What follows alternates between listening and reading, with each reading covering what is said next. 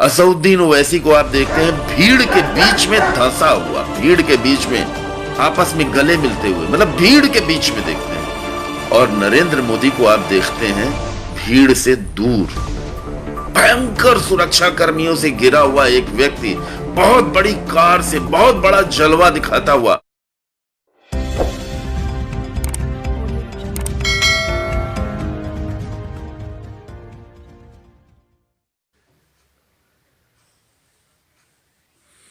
Good morning दोस्तों, नमस्कार आप सभी को। भारतीय राजनीति समझने के लिए आज के परिदृश्य में असउद्दीन ओवैसी और नरेंद्र मोदी दोनों के अंतर को समझना पड़ेगा। केवल मैं भी बड़ा गहन विचार, एक लेटा लेटा ऐसे ये सो के उठते हैं तो विचार सवेरे सवेरे के अच्छे आते हैं। एक हमारे मित्र हैं, एडवोकेट हैं, वो याद आए। उन एडवोकेट महोदय ने बहुत बड़ा एक मकान बनाया है। आशीष भैया गुड मॉर्निंग। बहुत बड़ा, करीबन 7-8 हजार स्क्वायर फुट में मकान बनाया है। बाहर खूब बड़ा अहाता बनाया है, बड़ा खूबसूरत उसको पुतवाया है। 1-2 एसयूवी खरीदी हैं। और उसके बाद भी वो बंदा, चूंकि अब ट्रैफिक बहुत भयंकर होता है तो आदमी कहाँ तक कार से एसयूवी से चलेगा, वो कभी एक्टिवा से कभी मोटरसाइकिल से चलते नजर आते हैं। तो जब मुझको वो कहीं शहर में और दूसरा अपने घर मकान से दूर, अपनी एसयूवी से दूर जब मोटरसाइकिल या एक्टिवा से चलते नजर आते हैं तो मैं सोचता हूँ कि भैया जो इनकी तशरीफ है, ये तशरीफ किसी बहुत बड़ी गाड़ी पे टिकती है। बहुत बड़े मकान में जब कुर्सी पर बैठते हैं तभी ये जो है थोड़ा मेरे पास ये है, बाकी तो दुनिया बहुत बड़ी है ना।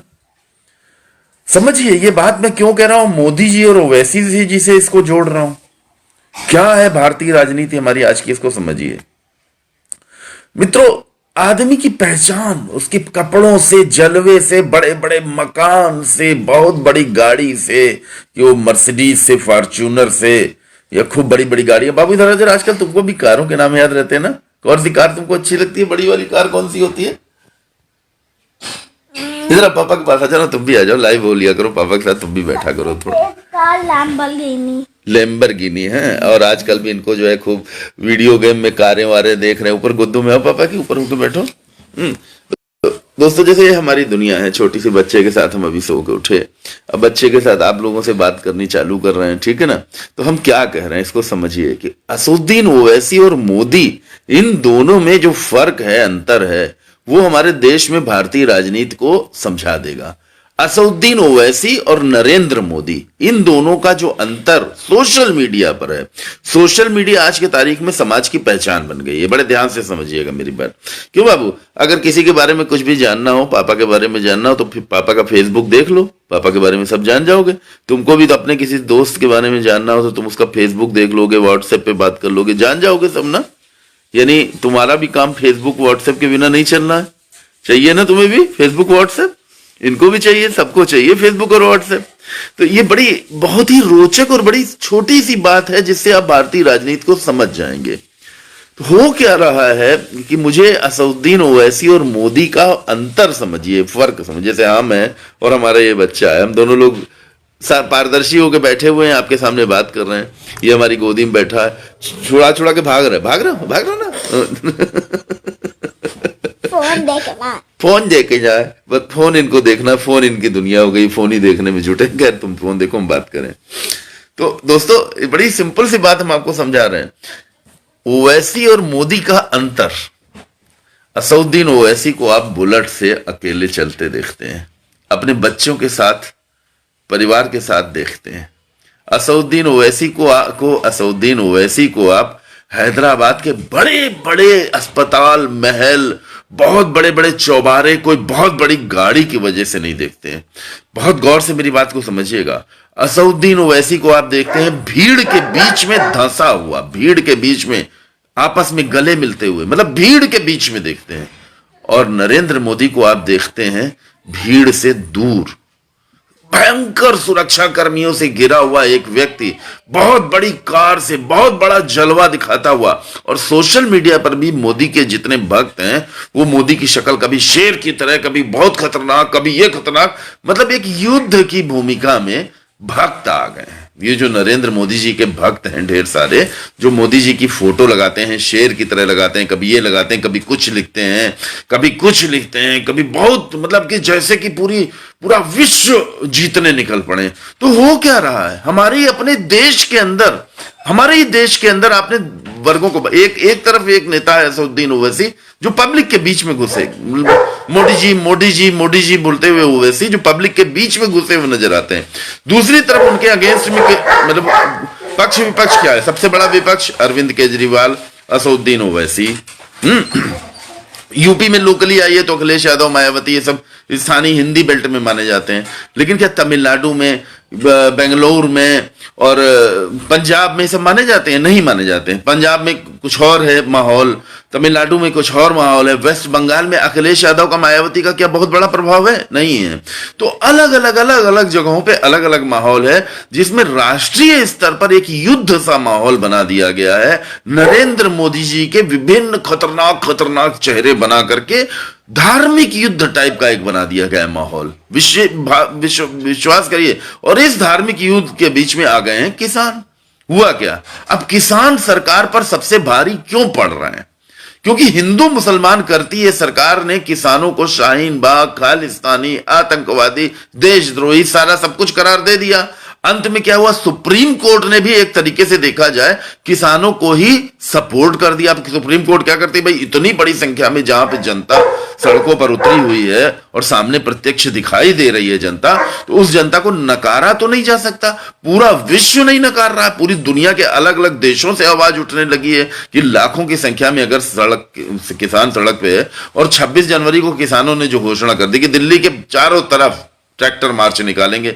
अब मान लीजिए दिल्ली के चारों तरफ लाखों ट्रैक्टर्स का एक ट्रैक्टर मार्च हमारे भारत देश में निकल रहा है, और दिल्ली ही देश की राजधानी है जिसमें गुजरात से आए हुए 2 व्यक्ति, केवल गुजराती, वो पूरा शासन, पूरे केंद्र, पूरा मतलब पूरा देश जैसे एक दुकान बना के अपनी चलाना चाहते हैं। बस पर्सनल दुकान है भाई पूरा देश हमारा, हम जैसा चाहेंगे बस वैसा होगा, सामंतशाही की तरह। तो ये लोकतंत्र के मुख पर एक बहुत बड़ा तमाचा साबित हो जाएगा, मानिए या ना मानिए, ये बात तो सच्ची है। 26 जनवरी हमारा गणतंत्र दिवस है, 26 जनवरी हमारा सबसे प्रमुख दिवस है। 26 जनवरी के दिन हमारे देश में असली आजादी जिसको कहते हैं गणतांत्रिक आजादी मिली थी। तो इसको समझिए इस बात को। नरेंद्र मोदी में और असदुद्दीन ओवैसी में क्या फर्क है? मोदी जी को युद्ध का शेर, शिकारी, बहुत बड़ा शिकार। भैया किसका शिकार करने? मोदी जी अपने ही देश के किसानों का शिकार करने निकले हैं क्या? मोदी जी के फोटो लगाओ भैया, फोटो लगाओ, कोई भक्त आओ दौड़े दौड़े, जो एक तो महेश पटेल लौंडियों की फोटो लगाते हैं, हिजड़ों की तरह तो भक्त हो गए, नकली फोटो लगाते हैं, नकली नाम लिखते हैं, होते तो किसी न किसी की औलाद हैं, लेकिन ये बेफिजूल में किसी और को अपना बाप बना के बैठ गए। ये जो भक्त प्रजाति के लोग हैं, इसलिए मुझे चिढ़न होती है। यार सही तार्किक बात करो, हमारा देश लोकतांत्रिक देश है। 26 जनवरी को लोकतंत्र का ही तो उत्सव है। 26 जनवरी को अगर लोकतंत्र के उत्सव में देश का किसान दिल्ली के चारों तरफ लाखों किसानों की ट्रैक्टरों की रैली निकालेगा, तो ये क्या मैसेज जाएगा दुनिया में, ये बताइए, एकदम स्पष्ट बताइए, 100% एकदम बताइए। अब ओवैसी में और मोदी में फर्क समझिए। मोदी जी क्यों नहीं किसानों के बीच में चले आ रहे हैं ओवैसी की तरह? ओवैसी भी तो एक सांसद है ना। अगर ओवैसी भी एक सांसद है, ओवैसी को भी तो खतरा होगा ना लोगों से। तो ओवैसी जिस तरह भीड़ के बीच में धंस जाते हैं, हमारे नरेंद्र मोदी जी इस समय भीड़ के बीच में क्यों नहीं धंस रहे हैं? मैं एकदम स्पष्ट कह रहा हूं। इसको समझिए कि हमारे देश के प्रधानमंत्री मोदी, मैंने जो कहा है कि मोदी जी ने पिछले 2014 के बाद से पूरी दुनिया में, पूरे विश्व में जो आरएनआई हो, भैया तुम लोग जो विदेशों में रहते हो, तुम लोग भी तो मोदी जी को साधारण घर का मानते हो ना। चाय वाले की लड़की प्रधानमंत्री। मैं आप लोगों से एक अनुरोध करूंगा, इसको शेयर कर दीजिए प्लीज, मेरी इस बात को शेयर करिए। अगर आपके अंदर सत्य हो, सच्चाई हो, सच बोलने, सच को प्रमोट करने का भाव हो आपके अंदर सच्चा वाला, तो इसको शेयर करिए और अपने ईमान से सोचिए। मैंने बचपन में यूपी बोर्ड की शिक्षा हासिल की, मोबाइल के दर्शन नहीं किए, धर्मयुग, साप्ताहिक हिंदुस्तान, लोट पोट मोटू पटनू आती थी। अब राजन इकबाल, एससी बेदी, यहीं एलडीए कॉलोनी में लखनऊ में एससी बेदी रहते हैं, उन पर हमारे दोस्त संतोष वाल्मीकि ने पूरा वो भी लिखा। हम एकदम स्पष्ट कह रहे हैं कि हमने बचपन में कोई अय्याशी की जिंदगी थोड़ी जी, अलग अलग जिंदगी। जैसे राहुल गांधी प्रियंका गांधी का हेलीकॉप्टर में दिखाया जाता है कि हेलीकॉप्टर में भाई बहन, राहुल गांधी प्रियंका गांधी के जलवे दिखाए जाते हैं, तो भाई देश के प्रथम प्रधानमंत्री के, देश के सबसे पहले प्रधानमंत्रियों के जो जुड़ाव वाले खानदान से लोग जुड़े हुए हैं, तो वो राजकुमार उनको कहा ही जाएगा ना, उनको कहा ही जाएगा ना राजकुमार, कि जिन्होंने देश पर सही में राज किया, शासन किया, उनके लोग, परिवार के लोगों को ऐसा दिखाया जाएगा। तो मोदी जी को क्या दिखाया जाएगा? क्या मोदी जी के भाई बहनों को, मोदी जी के भाई के बारे में कि वो तो भाई जो है पेट्रोल पंप पे जो है पेट्रोल बेचते हैं, बड़े साधारण लोग हैं। तो ये साधारण लोग साधारण किसानों के बीच में नहीं जा सकते? बड़ा सिंपल सा सवाल है यार। ये क्या मतलब? आप मोदी जी की फोटो हाथ हाथ मिलाते हुए नीता अंबानी जी से देखेंगे, बड़े बड़े हीरो हीरोइनों के साथ देखेंगे। कभी कभी आप जब मोदी जी को भीड़ के बीच में, बच्चों के बीच में, फूल पुष्प के बीच में देखते हैं तो आपको अच्छा लगता है ना। मेरी बस और कोई बात नहीं, मोदी जी हमारे बहुत अच्छे हैं। मोदी जी को किसानों के बीच में जाना चाहिए कि नहीं जाना चाहिए? बताइए, आप खुद बताइए। और ओवैसी और मोदी का जो अंतर है कि ओवैसी बिंदास भीड़ के बीच में घुसते हैं, भीड़ के बीच में घुस के लोगों को गले लगाते हैं, लोगों से हाथ मिलाते हैं। तो वहां भय नहीं है क्या? ओवैसी को नहीं डरना चाहिए? ओवैसी को तो भाई, ओवैसी भी खतरे में तो होने चाहिए।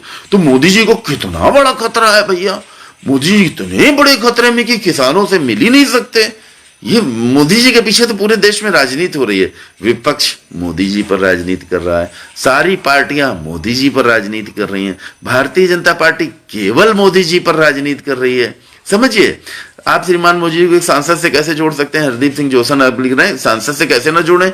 मोदी जी देश के प्रधानमंत्री, उन्हीं सांसदों के तो प्रधानमंत्री हैं, सांसदों से ही तो प्रधानमंत्री की जो है संसद चलती है, संसद की एक प्रधानमंत्री होते हैं ना।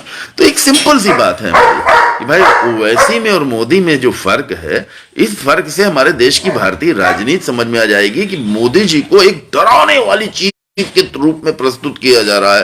तो ये डराने वाली चीज में प्रस्तुत किया जाना, जैसे खंजर लगा के राम लिखा है, राम खंजर पे राम लिखा हुआ है, तो आप क्या राम के नाम से आप क्या कत्लेआम करने जा रहे हैं? राम मंदिर बनना, इतना बढ़िया हमारे देश में मंदिर बनना है, अब राम मंदिर के लिए दुनिया भर के एनआरआई जो है अगर चंदा देंगे तो क्या उनकी सबकी इंक्वायरी होगी? वो चंदा देने वाले जितने एनआरआई हैं उन सब क्या देशद्रोही आतंकवादी हो जाएंगे? उन सब पे जांच बिठा दी जाएगी, उन सबको नोटिस भेजी जाएगी। बात को समझिए, यहाँ पे बड़ी ईमान की बात हम बोल रहे हैं।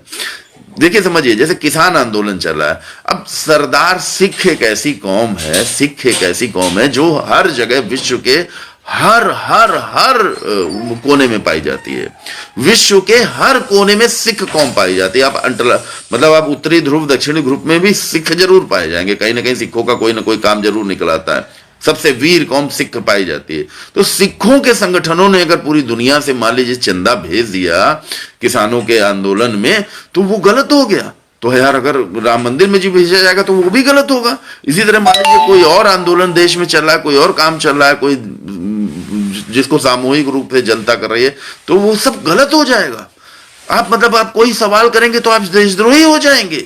समझिए समझिए समझिए।